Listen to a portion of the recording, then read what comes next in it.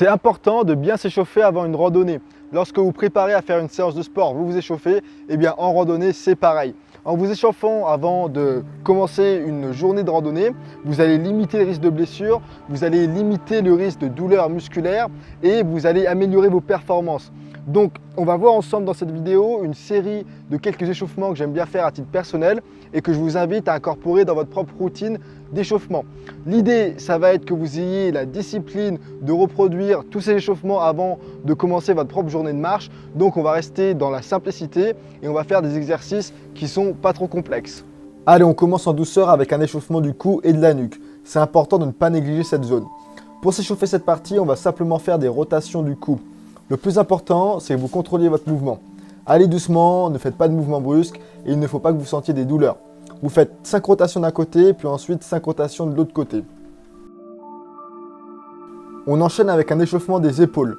Pareil, on y va en douceur et on commence avec 10 rotations des épaules vers l'arrière. L'idée va être d'avoir une bonne amplitude.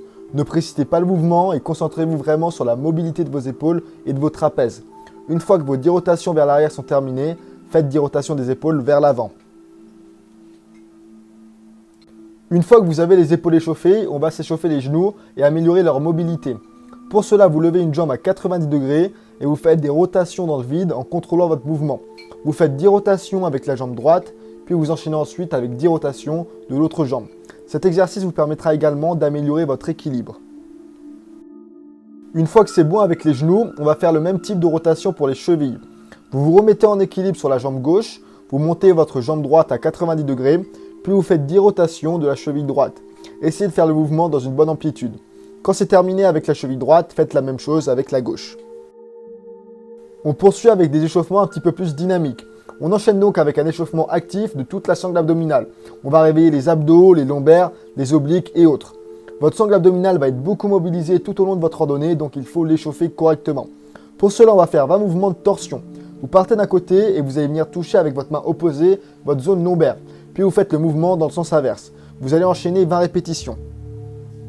On va ensuite faire des montées de genoux contrôlées. Vous levez votre genou droit vers votre poitrine en contrôlant le mouvement. Vous le reposez et seulement une fois qu'il est au sol, vous levez l'autre genou vers votre poitrine. Vous faites en tout 20 répétitions. On enchaîne avec un balancement des jambes pour venir améliorer leur mobilité et échauffer toutes les zones concernées. Trouvez un point d'appui pour ne pas que vous perdiez l'équilibre et balancez votre jambe droite en faisant des mouvements avant-arrière. Bien entendu, ne vous déchirez pas un muscle, restez maître de votre mouvement et contrôlez l'amplitude pour pas que ça vous fasse mal. Une fois que c'est terminé avec la jambe droite, vous faites pareil avec la jambe gauche. On poursuit avec 10 squats pour venir réveiller nos muscles inférieurs. Vous connaissez tous les squats, c'est un exercice de base. Faites bien attention à respecter une bonne forme pour ne pas vous faire mal au dos. Bien entendu, ce n'est pas la course, le principal, c'est de faire un beau mouvement. Après les squats, on enchaîne avec 10 fentes de chaque côté. Vous partez les pieds joints, vous faites un grand pas vers l'avant et vous faites une sorte de squat dans cette position. Gardez votre dos bien droit, c'est important. Puis ensuite, ramenez votre pied pour revenir avec vos pieds joints et vous avancerez cette fois-ci votre pied opposé pour faire une fente avec l'autre jambe. Vous faites en tout 20 répétitions. Et pour finir notre routine d'échauffement, on va se chauffer les mollets qui vont eux aussi bien travailler lors de notre randonnée. Pour cela, on va tout simplement monter sur la pointe des pieds en essayant de monter nos talons vers le ciel le plus haut possible. Vous devriez normalement sentir vos mollets travailler. Vous faites en tout 10 répétitions et ça sera terminé.